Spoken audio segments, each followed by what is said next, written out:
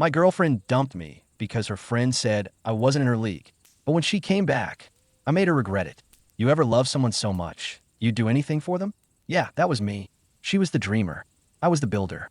She talked about books and cities and writing her own stories. And I fixed pipes, built a life with my hands. Honest work, simple work. But I loved her like no one else ever would. Her name was Amelia. We met back in high school. She was quiet, smart, always scribbling something in her notebook. And me? I was the guy who fixed leaky sinks and didn't care about SATs. But when I looked at her, man, the world made sense. We grew up together, laughed through teen years, dreamed about the future in my parents' basement. She went off to college. I stayed home, started a plumbing business. We promised we'd make it work. And I did. I drove hours to see her, sent money, brought her food when she was too busy to eat. I supported her dream while building mine with bare hands. But then, someone else started whispering in her ear. Her co-worker, Liz. At first it was subtle. You're lucky your boyfriend supports you. Then it turned into poison. Guys like him are secretly controlling. And slowly, Amelia began to look at me differently. Like I wasn't enough.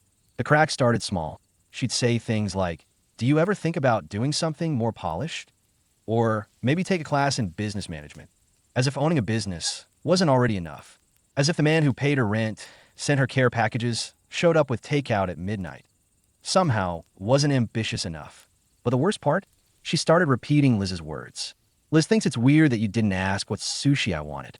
Liz says relationships like ours only last so long.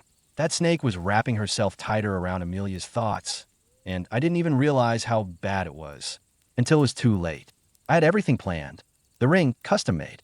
2 birthstones forming a heart, diamonds around it, space for future kids. I had a speech rehearsed, dinner reservations booked.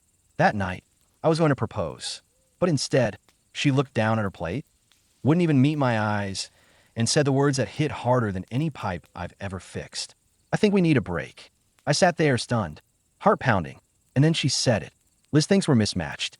She says I'm holding myself back. That was the moment everything inside me snapped. I didn't shout, didn't cry, didn't beg. I calmly reached into my pocket and placed the ring box on the table. Her eyes widened. "You were going to?" "Yeah," I said. "I was. But now?" I picked the box back up. "Now, you don't deserve it." She tried to speak, but I cut her off. "I supported you, built a life with you, and you let someone like Liz poison your mind, turn your love into doubt. Thank you for showing me your true colors before I wasted another year." I stood up, dropped the money for the check, and walked out. She didn't follow. But later that night, she called, then texted, then called again. When I finally picked up, she was sobbing. I didn't know what I was thinking. Liz posted that party video without telling me. It meant nothing. Oh yeah, the video. Just hours after she asked for a break, she was grinding on some random dude at a party, and Liz tagged me in it privately on Instagram. Yeah, she wanted to make sure I saw it. So no, Amelia didn't just make a mistake. She made a choice.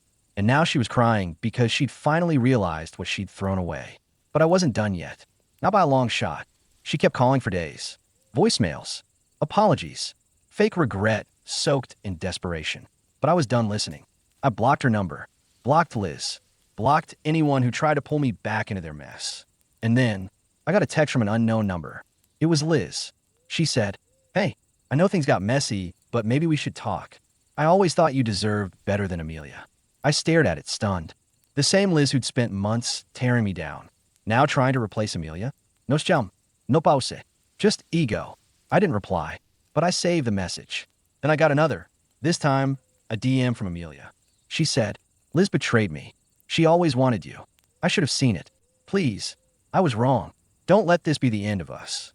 Too late. You don't get to burn the bridge and ask for directions. A few weeks later, I found out through mutual friends. Amelia confronted Liz at work. It turned into a screaming match. They both got fired. Their friendship? Gone. Their reputations? Torched. And me? I thrived. My business kept growing. I focused on myself. Built a better life. And yes, I met someone new. Someone real. Someone who didn't need to be convinced of my worth. Amelia and Liz tried to play games. But I was the one who walked away clean. And in the end, that's the best kind of revenge.